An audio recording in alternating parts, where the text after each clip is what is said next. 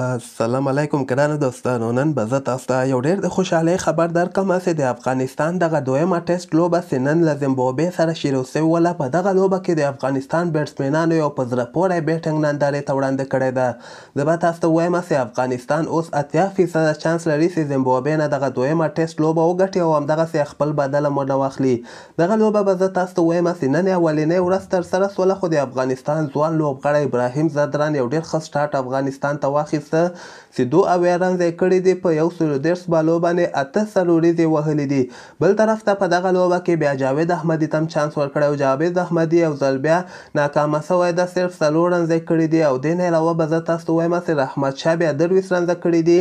او اوس که موږ وګورو بیا حشمت الله شاهدي او اصغر افغان په بیټینګ باندې ولاړ دي، خو د افغانستان 280 رنزه دي. دغه لوبه اوس هم روانه ده چې په دغه کې په اوسه پورې حشمت الله شاهدي 88 رنزه کړي دي او اصغر افغان ډېر ښه بیټینګ ترسره کړی 83 رنزه یې کړي دي.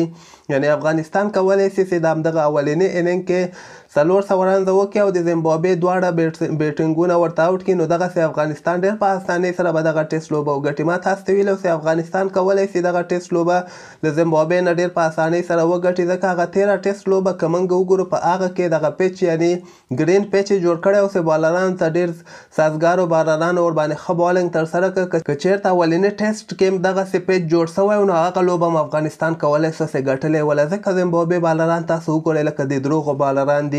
یو هم پکې داسې خاص بالر نشته، نه ورکې 140 والا سپیډ بالر دوی سره شته. عام غوندې بالران د 125 130 پورې سپیډ ولري او د افغانستان ټول بیټسمنانو سات سم وټکول. زه به تاسو ته ووایم چې په دغه کې اصغر افغان ورباندې 10 څلوریزې وهلي، 1 شپږیزې وهلې ده. حشمت الله شاهدي بیا ورباندې 11 څلوریزې وهلي دي.